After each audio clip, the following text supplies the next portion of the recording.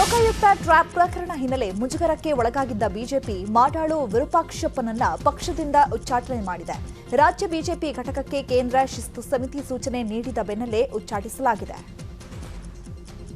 ಇನ್ನು ಇದಕ್ಕೂ ಮುನ್ನ ಪ್ರತಿಕ್ರಿಯೆ ನೀಡಿದ ಮಾಡಾಳು ವಿರೂಪಾಕ್ಷಪ್ಪ, ಬಿಜೆಪಿ ಪ್ರಪಂಚದ ದೊಡ್ಡ ಪಕ್ಷ. ಬಿಜೆಪಿ ತೆಗೆದುಕೊಳ್ಳುವ ಎಲ್ಲ ನಿರ್ಧಾರಗಳಿಗೂ ನಾನು ಬದ್ಧ.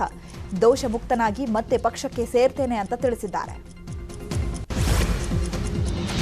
ಕೆಎಸ್ಡಿಎಲ್ ಪ್ರಕರಣಕ್ಕೆ ಸಂಬಂಧಿಸಿದಂತೆ ಪ್ರಮುಖ ಆರೋಪಿಯಾಗಿದ್ದ ಚನ್ನಗಿರಿ ಶಾಸಕ ಮಾಡಾಳ್ ವಿರೂಪಾಕ್ಷಪ್ಪ ಪ್ರತ್ಯಕ್ಷವಾಗಿದ್ದಾರೆ.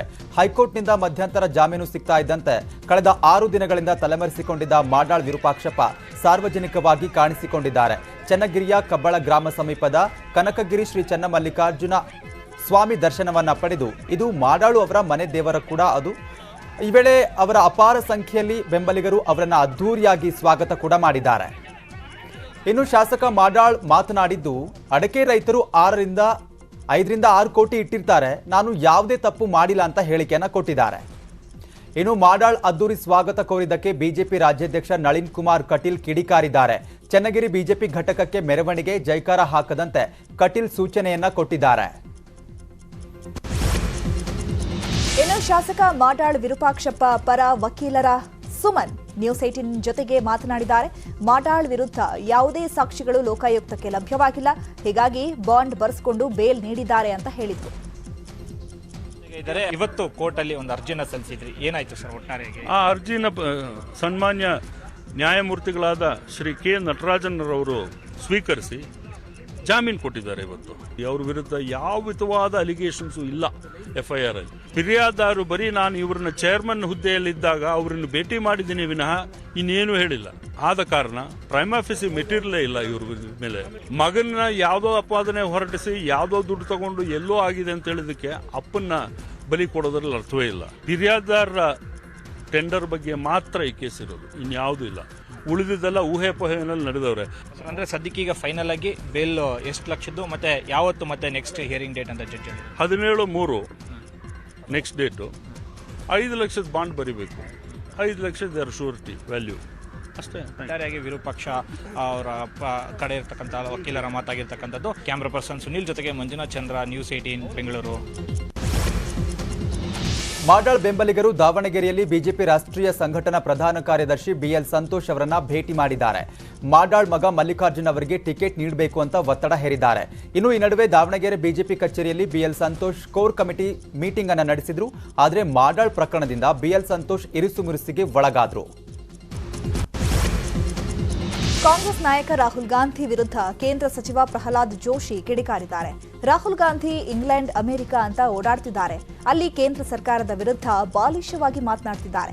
ರಾಹುಲ್ ಗಾಂಧಿಗೆ ಒಂದು ರೀತಿ ಮೆಂಟಲಿ ತೊಂದರೆ ಇರೋ ಹಾಗೆ ಕಾಣಿಸ್ತಾ ಇದೆ ಅಂತ ಲೇವಡಿ ಮಾಡಿದ್ರು. ಹಾಸನ ಜಿಲ್ಲೆಯ ಅರಸೀಕೆರೆ ಕಾಂಗ್ರೆಸ್ನಲ್ಲಿ ಭಿನ್ನಮತ ಸ್ಫೋಟವಾಗಿದೆ. ಶಾಸಕ KM ಶಿವಲಿಂಗೇಗೌಡ ಕಾಂಗ್ರೆಸ್ ಅಭ್ಯರ್ಥಿ ಅಂತ ಘೋಷಣೆಯಾದ ಬೆನ್ನಲ್ಲೇ ಕಾಂಗ್ರೆಸ್ ಪಕ್ಷಕ್ಕೆ GB ಶಶಿಧರ್ ರಾಜೀನಾಮೆಯನ್ನ ಕೊಟ್ಟಿದ್ದಾರೆ. GB ಶಶಿಧರ್ ಕಳೆದ ಬಾರಿ ವಿಧಾನಸಭಾ ಚುನಾವಣೆಯಲ್ಲಿ ಶಿವಲಿಂಗೇಗೌಡ ವಿರುದ್ಧ ಪರಾಜಿತ ಕಾಂಗ್ರೆಸ್ ಅಭ್ಯರ್ಥಿಯಾಗಿದ್ದಾರೆ. ಕಳೆದ 5 ವರ್ಷದಿಂದ ಪಕ್ಷ ಸಂಘಟನೆ ಮಾಡಿಕೊಂಡು ಬಂದಿದ್ದಾರೆ. ಆದರೆ ಶಿವಲಿಂಗೇಗೌಡರನ್ನ ಕಾಂಗ್ರೆಸ್ ಅಭ್ಯರ್ಥಿ ಅಂತ ಘೋಷಿಸಿದ್ದಕ್ಕೆ ಬೇಸರವಾಗಿದೆ ಅಂತ ಪಕ್ಷದ ಸದಸ್ಯತ್ವಕ್ಕೆ ರಾಜೀನಾಮೆಯನ್ನ ನೀಡಿ ಕಾಂಗ್ರೆಸ್ನಿಂದ ಶಶಿಧರ್ ಹೊರ ಬಂದಿದ್ದಾರೆ. ಕೋಲಾರದಲ್ಲಿ ಶ್ರೀ ಯೋಗಿ ನಾರಾಯಣ ಜಯಂತ್ಯೋತ್ಸವದಲ್ಲಿ ಪಾಲಿಟಿಕ್ಸ್ ಜೋರಾಗಿದೆ. ಯೋಗಿ ನಾರಾಯಣ ಗುರೂಜಿ ಪ್ರತಿಮೆಗೆ 3 ಪಕ್ಷದ ನಾಯಕರು ಪೂಜೆ ಸಲ್ಲಿಸಿದರು. ಮೊದಲು ಬಿಜೆಪಿ, ಆ ಬಳಿಕ JDS, ನಂತರ ಕಾಂಗ್ರೆಸ್ ನಾರಾಯಣ ಗುರೂಜಿ ಪ್ರತಿಮೆಗೆ ಪುಷ್ಪಾರ್ಚನೆ ಮಾಡಿದರು. ಈ ವೇಳೆ ಮಾತನಾಡಿದ ಕಾಂಗ್ರೆಸ್ ಹಿರಿಯ ನಾಯಕ ಸೀತಾರಾಮ್, ಇದು ಬೇಕಂತಲೇ ನಮ್ಮನ್ನ ಓವರ್ಟೇಕ್ ಮಾಡುವ ಯತ್ನ ಅಂತ ಕಿಡಿಕಾರಿದ್ರು. ಎಲ್ಲರೂ ಒಗ್ಗೂಡಿ ಕಾರ್ಯಕ್ರಮ ಮಾಡೋಣ ಅಂದಾಗ ಯಾರೂ ಬರಲಿಲ್ಲ, ನಾನು ರಾಜಕೀಯ ಮಾಡಿಲ್ಲ, ಇದೆಲ್ಲ ಕಾಂಗ್ರೆಸ್ನವರು ಆರೋಪ ಮಾಡ್ತಾ ಇರೋದಷ್ಟೇ ಅಂತ ಸಂಸದ ಮುನಿಸ್ವಾಮಿ ತಿರುಗೇಟನ್ನ ಕೊಟ್ಟಿದ್ದಾರೆ. ಕಲಬುರಗಿ ಹಾಗೂ ಯಾದಗಿರಿ ಜಿಲ್ಲೆಯಲ್ಲಿ ಮಾಜಿ ಸಿಎಂ ಯಡಿಯೂರಪ್ಪ ನೇತೃತ್ವದಲ್ಲಿ ಬಿಜೆಪಿ ವಿಜಯ ಸಂಕಲ್ಪ ಯಾತ್ರೆ ನಡೀತಾ ಇದೆ. ಈ ವೇಳೆ ಮಾತನಾಡಿರುವ BSY, ಬಿಜೆಪಿಯ ಹಾಲಿ ಶಾಸಕರಿಗೆ ಶಾಕ್ ಕೊಟ್ಟಿದ್ದಾರೆ. 4ರಿಂದ 6 ಶಾಸಕರಿಗೆ ಬಿಜೆಪಿ ಟಿಕೆಟ್ ನೀಡಲ್ಲ, 4-5 ಶಾಸಕರನ್ನ ಬಿಟ್ಟು ಬೇರೆ ಎಲ್ರಿಗೂ ಕೂಡ ಟಿಕೆಟ್ ನೀಡಲಾಗುತ್ತೆ, ಯಾರು ಪಕ್ಷ ಬಿಡಲ್ಲ, ಬಿಡುವವರು ಬಿಟ್ಟು ಹೋಗಬಹುದು ಅಂತ BSY ಹೊಸ ಬಾಂಬ್ ಅನ್ನ ಸಿಡಿಸಿದ್ದಾರೆ. ಇನ್ನು ಬೆಂಗಳೂರಿನಲ್ಲಿ ಮಾತನಾಡಿರುವ ಬಿಜೆಪಿ ರಾಜ್ಯಾಧ್ಯಕ್ಷ ನಳಿನ್ ಕುಮಾರ್ ಕಟೀಲ್ ಹಾಗೂ ಕಂದಾಯ ಸಚಿವ ಆರ್ ಅಶೋಕ್, BSY ಅವರ ಹೇಳಿಕೆಯನ್ನ ನಾನು ಅಲ್ಲೆಗೆಳೆಯುವುದಿಲ್ಲ, ಅವರಿಗೆ ಮಾಹಿತಿ ಇರಬಹುದು ಅಂತ ಹೇಳಿದ್ದಾರೆ. ನನ್ನ ಕ್ಷೇತ್ರದಲ್ಲಿ ನನಗೆ ಯಾವುದೇ ಅಸಮಾಧಾನ ಇಲ್ಲ. ನನ್ನ ಕ್ಷೇತ್ರದಲ್ಲಿ ನಾನು ಇಂಡಿಪೆಂಡೆಂಟ್ ಆಗಿ ಗೆದ್ದಿದ್ದೇನೆ ಅಂತ ಆನೇಕಲ್ನಲ್ಲಿ ವಸತಿ ಸಚಿವ ವಿ ಸೋಮಣ್ಣ ಈ ಮಾತನ್ನ ಹೇಳುವ ಮೂಲಕ ಪರೋಕ್ಷವಾಗಿ ಬಿಜೆಪಿ ವಿರುದ್ಧ ಅಸಮಾಧಾನ ಹೊರಹಾಕಿದ್ದಾರೆ. ಸೋಮಣ್ಣ ಕಾಂಗ್ರೆಸ್ಗೆ ಸೇರ್ತಾರೆ ಅನ್ನೋ ವದಂತಿ ಬೆನ್ನಲ್ಲೇ ಸಂಸದ ಡಿಕೆ ಸುರೇಶ್ ಹಾಗೂ ಸಚಿವ ವಿ ಸೋಮಣ್ಣ ತಮ್ಮ ಆಪ್ತರನ್ನ ದೂರವಿಟ್ಟು ಗುಪ್ತ್ ಮಾತುಕತೆ ನಡೆಸಿದರು. ಕನಕಪುರದಲ್ಲಿ ಕುವೆಂಪು ಸಂಯುಕ್ತ ವಸತಿ ಬಡಾವಣೆ ಮುಖ್ಯ ದ್ವಾರ ಉದ್ಘಾಟನೆ ನಂತರ ಯಾರೂ ಹತ್ತಿರ ಬಾರದಂತೆ ಹೇಳಿ ಇಬ್ಬರು ನಾಯಕರು ಗುಪ್ತ್ ಮಾತುಕತೆ ನಡೆಸಿದರು. ವೀರಶೈವ ಲಿಂಗಾಯತ ಸಮುದಾಯಕ್ಕೆ 68 ಟಿಕೆಟ್ ನೀಡಬೇಕು ಅಂತ ಕಾಂಗ್ರೆಸ್ ನಾಯಕರಲ್ಲಿ ಬೇಡಿಕೆ ಇಟ್ಟಿದ್ದೇವೆ.